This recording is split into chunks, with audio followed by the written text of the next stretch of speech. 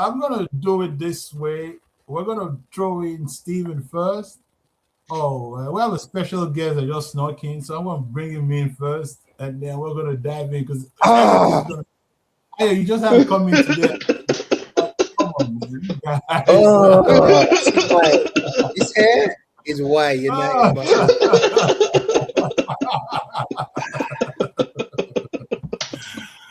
Oh my God!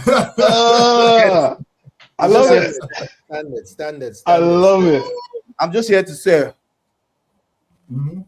today, Woo!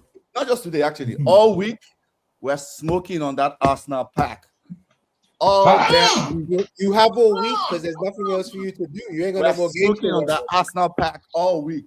You know? Listen, all all week. And we're drinking on Arsenal's tears all week. It tastes so good. Yeah, I mean, it wasn't a great performance. It's probably the worst performance I think Arsenal have had, specifically in midfield and defense all season. I think, I don't know, for some reason they were very flustered, specifically once it went to 1-1 as well. Again, we're used to teams setting up the way United set up. I think at one point in the first half, United had 20% possession.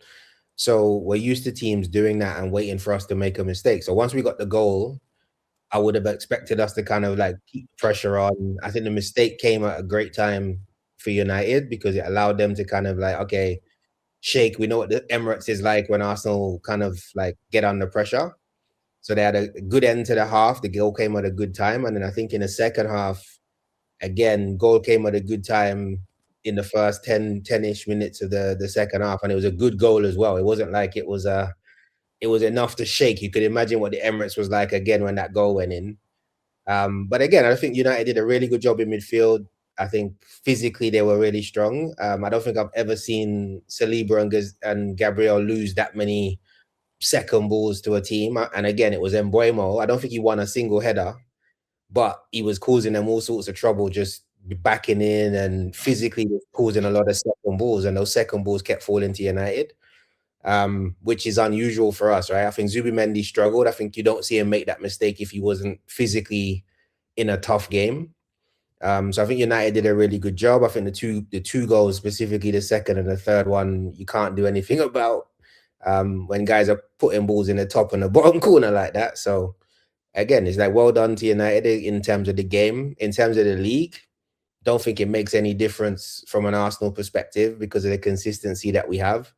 I think that's the first loss we've had at home in like 24 or 25 games. I think the last time we lost at home was May last year or something stupid. So again, so long as Arsenal don't turn it into a crisis, Arsenal will be fine. And when I say Arsenal, I don't mean the team, I mean the fans, because it's just people don't seem to have like rational responses when Arsenal drop points. It's like the way they're set up right now, no team, and this is not emotion, this is fact. No team has ever won the Premier League losing more than 6 games in a season. Villa and Aston and City, they've already lost 5, which means they have to go the whole season and not lose 2 more games to win the league. And I can't see Arsenal dropping that many points. So overall, it's a good strategy to always be in control of the game because football is a game where it's a game that is can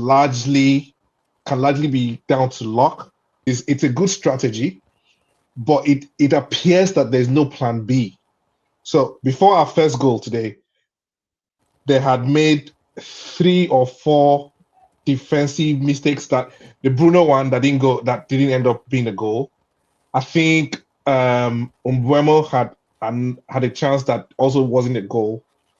And then eventually we ended up scoring, equalizing from that defensive mistake. So my point is, if you have 2 near misses like that, there should be like a plan to say, okay, we are playing with fire here.